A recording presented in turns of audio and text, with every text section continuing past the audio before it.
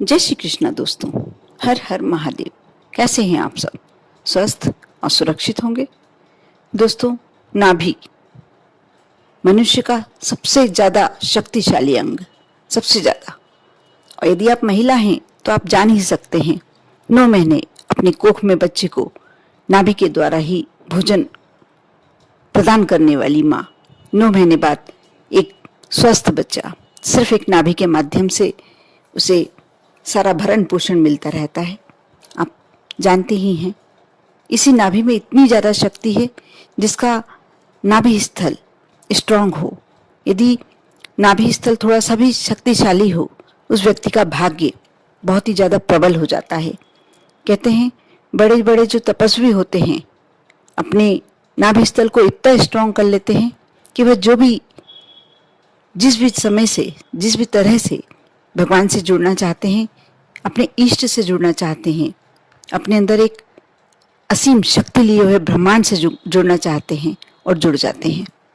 इसीलिए नाभि हमारे शरीर का एक ऐसा पार्ट है जिसे यदि स्ट्रांग बना लिया जाए, शक्तिशाली बना लिया जाए, तो हमारा सोया हुआ भाग्य जग सकता है। हमारी किस्मत जो बदनसीबी चल रही है, किस्मत बुलंद हो सकते हैं सितारे। बहुत ही ज्यादा प्रबल पार्ट होता है हमारा नाभि स्थल। आज मैं जो अपने इस वीडियो में उपाय बताने जा रही हूँ, आप कैसे अपना नाभि स्थल स्ट्रांग कर सकते हैं, शक्तिशाली कर सकते हैं। यदि आप पे बहुत ज्यादा कर्जा चढ़ा हुआ है, यदि आपका भाग्य जाग ही नहीं रहा, बहुत ही दिनों से आपके साथ कुछ अनायासा कुछ गलत हो रहा है, कुछ ऐसा जो आपने कभी सोचा भी नहीं था, लगने लगा है कि जीवन शायद अच्छा नहीं है आपके लिए, आप यह कार्य कर देखें, आपका सोया हुआ भाग्य अवश्य जाग जाएगा। आपकी जो भी दुर्भाग्यवती दिन चल रहे हैं, जो भी परेशानियां चल रही हैं, जो भी संकट चल रहा है आप पर, यह कार्य करने से, यह उपाय करने से आपके जीवन के संकट धीरे धीरे समाप्त हो जाएंगे।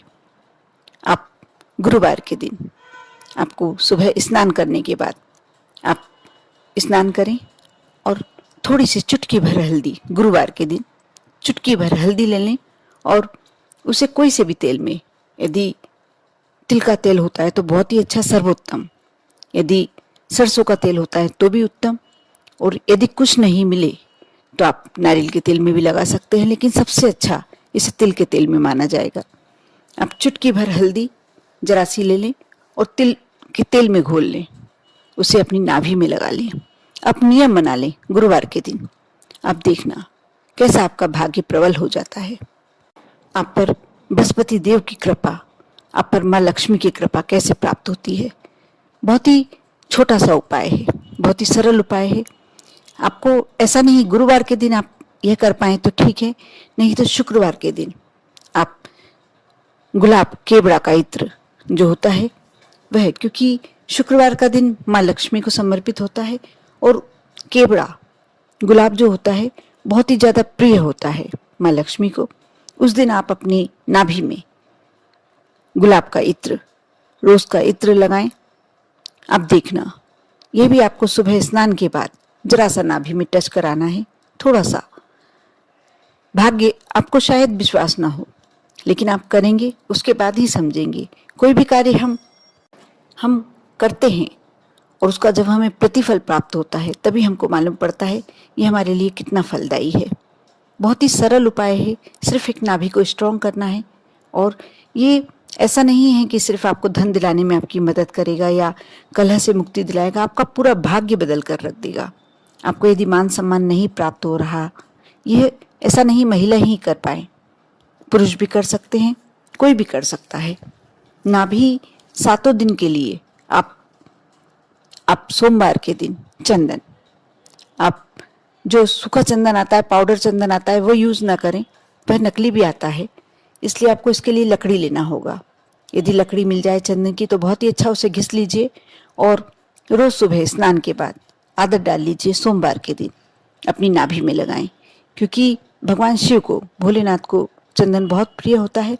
जब आप अपनी नाभि में इसे लगाते हैं तो भोलेनाथ की पूरी कृपा आप पर प्राप्त होने लगती है।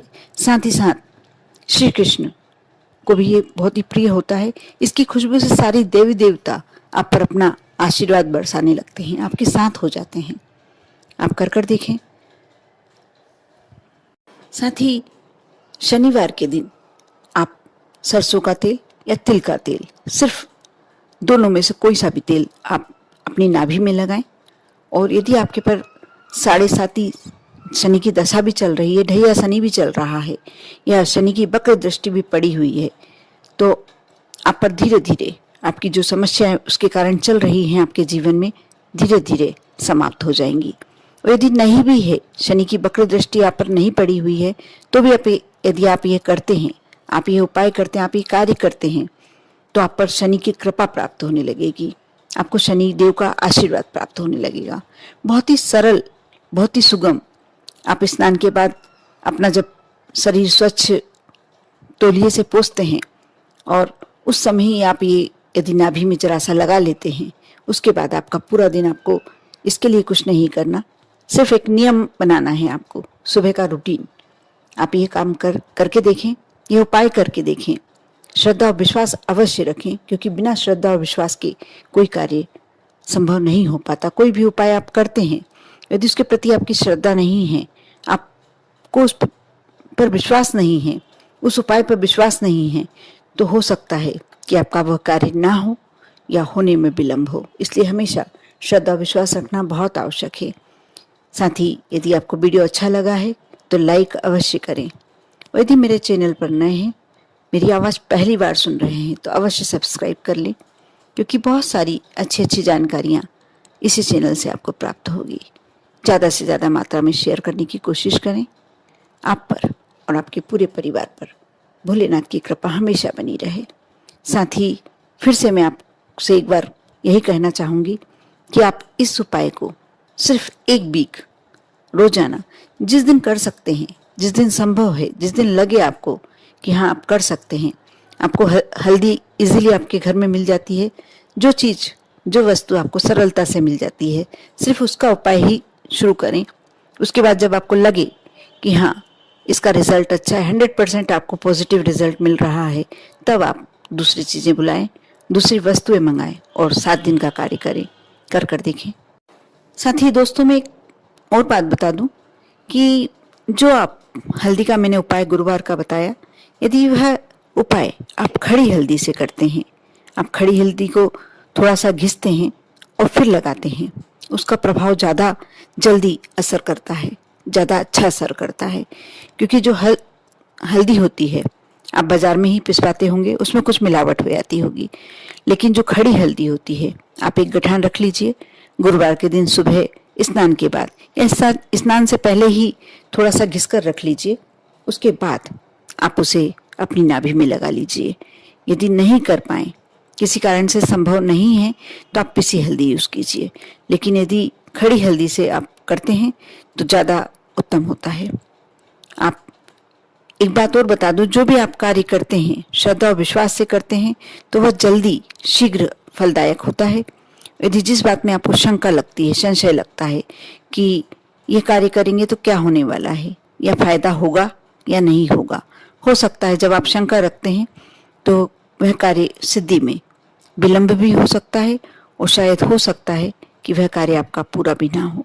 इसलिए कोई भी उपाय करते हैं, कोई भी कार्य करते हैं, आप संशय ना रखें, शंका ना रखें, आप विश्वास कर एक बार करके देखिए। आप देखना हमेशा हमेशा आपको पॉजिटिव रिजल्ट ही मिलेंगे। कर देखें श्रद्धा भक्ति के साथ। ओम नमः शिवाय।